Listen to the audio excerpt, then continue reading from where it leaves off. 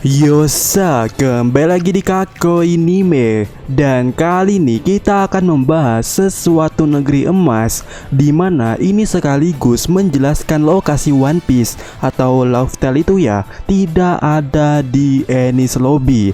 Karena Enies Lobby sendiri termasuk bagian negeri emas, dan lokasinya juga tidak ada di End of the Sea atau ujung Redland yang ada di peta One Piece ini secara validnya.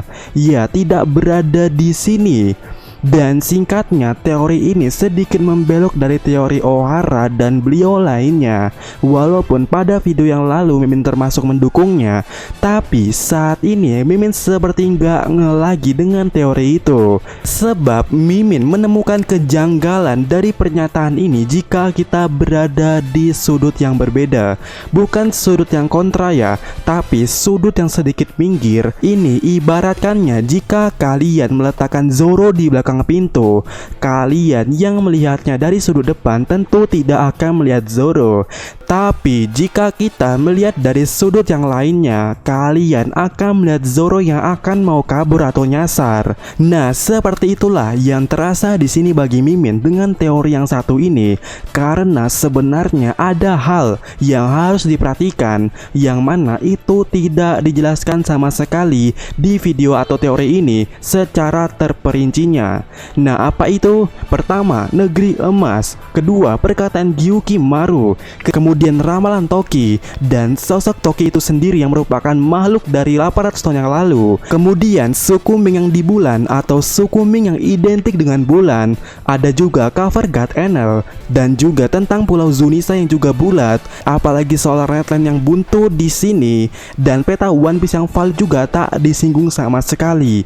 Aneh bro. Ya aneh jika tidak dijelaskan, karena ini akan menimbun banyak plot hole. Dan inilah video dari sudut yang berbeda tentang teori ini.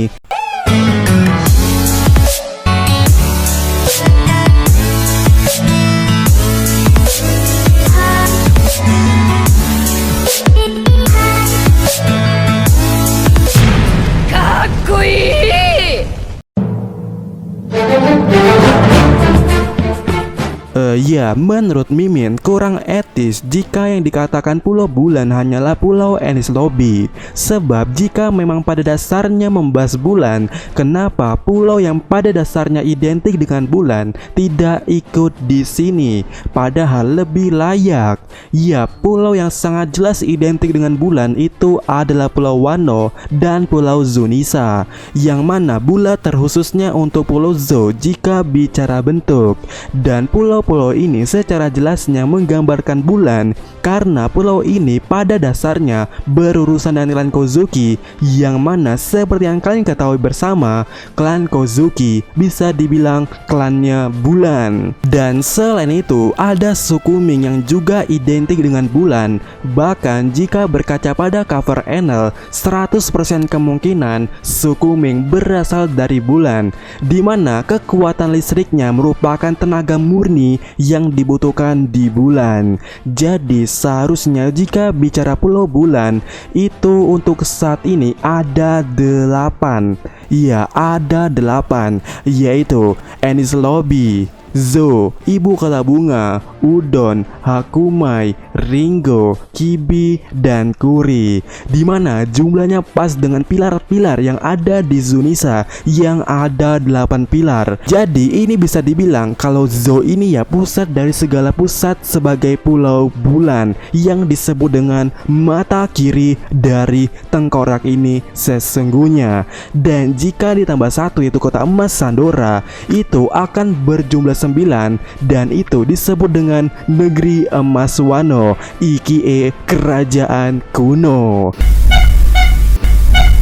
Karena asal kalian tahu ya, Wano itu dikenal dengan sebutan negeri emas dahulunya, dan Mimin menganggapnya kerajaan kuno. Dan pada abad kekosongan menurut Mimin ya, kerajaan kuno sengaja dipecah-pecah ke berbagai penjuru dan menjadi daratan yang mengapung, seperti Pulau Wano yang saat ini tersusun, artinya dia terapung. Dan juga Pulau Tengkorak ini dasarnya terapung juga sebab mudah sekali terkena knock stream.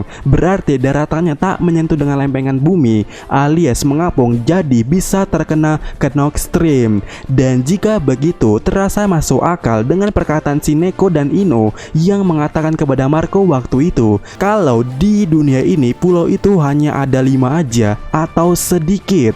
Maksudnya dulu itu ya memang benar-benar pulau hanya sedikit, tapi kemudian terpecah-pecah di abad kekosongan ke berbagai penjuru berbarengan dengan hilangnya All Blue dan terciptanya Red Line.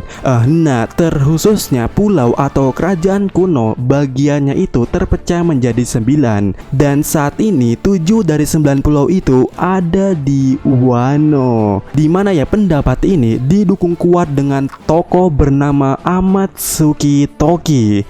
Yap, Toki, seorang yang berasal dari kerajaan kuno ini adalah poin terkuat dari poin yang akan menjabarkan nanti. Sebab sedari awal Toki ini sudah menunjukkan gelagat yang aneh kalau kerajaan kuno itu terpisah-pisah, dan saat ini lokasi terbanyaknya ada di Wano untuk persiapan kebangkitan. Soalnya Toki ini kan dari kerajaan kuno ya di masa lalu, namun kenapa di masa depan dia malah ingin ke Wano? Iya, apa maksudnya? Kalau bukan kepentingan kerajaannya, bukan? Dan jika dipikir-pikir, kekuatan Toki ini ya cuma bisa melompati waktu, tidak dengan tempatnya. Dan ini jadi masuk akal pembahasan tadi kalau kerajaan kuno yang dulu saat ini 80%-nya sudah dipindahkan ke Wano, makanya Toki saat ini mau ke Wano waktu itu. Iya, masuk akal bukan? Dan ingatkah kalian dengan perkataan Toki yang mengatakan tentang 9 bayangan yang akan kembali? Ya, sudah sampai di pertempuran klimaks melawan Kaido. Tidak ada 9 orang yang layak, berarti logika dasarnya yang dimiliki seluruh umat manusia. Iya, Oda Sensei juga manusia. 9 bayangan itu bukanlah orang, tetapi 9 bayangan itu adalah 9 pulau bagian kerajaan kuno yang akan kembali lagi. Atau singkatnya, Sang Fajar yang dimaksud Toki itu adalah bangkitnya kerajaan kuno yang saat ini masih tenggelam. Namun saat ini presentasi kebangkitannya itu ya barulah 75%, karena Zou masih OTW, Sandora masih di Grandland, Enies Lobby juga masih ada di Grandland. Berarti after Wano, satu-satunya yang paling masuk akal adalah melengkapi 2 pulau yang masih stuck di tempatnya, yaitu Enies Lobby dan Kota Emas Sandora. Jika ingin mengambil Enies Lobby, maka Momo dan Luffy bersama Zunisa akan balik lagi ke Marijo. Dan ini akan jadi masuk akal tentang teori kita yang mengatakan Road Poneglyph terakhir ada di Marijo. Kemudian jika Robin ditangkap, Luffy otomatis ke Marijo juga. Dan tentang Dewa Nika yang menyelamatkan para budak itu akan terjadi juga saat itu. Untuk apa? Untuk mengambil pulau Enies Lobby kembali. Dan jika ingin mengambil kota emas Sandora dan suku kuno di sana, ada God Enel yang bisa membantunya dengan teknologinya yang ia dapatkan dari bulan. Mungkin ini maksud Oda Sensei menggambarkan Enel di cover ini terlihat friendly. Apalagi tujuan utama Enel pada dasarnya itu ya tentang bulan. Jadi jika dia mau membantu mengumpulkan bulan yang merupakan bagian negeri emas atau kerajaan kuno, itu sama saja mewujudkan impian Enel itu sendiri. Makanya dapat kemungkinan Enel akan menjadi aliansi, dan di cover ini akan jadi wajar kalau dia terlihat friendly.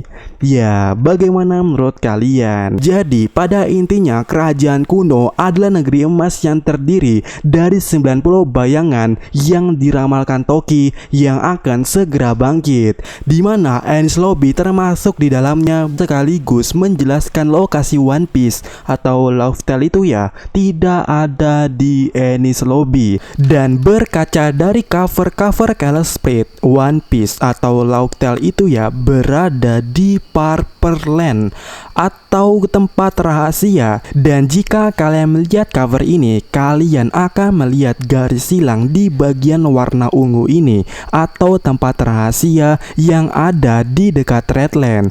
Karena di sini ada Brook, dan satu-satunya tempat yang paling ikonik bagi Brook adalah Redland karena Labun ada di situ.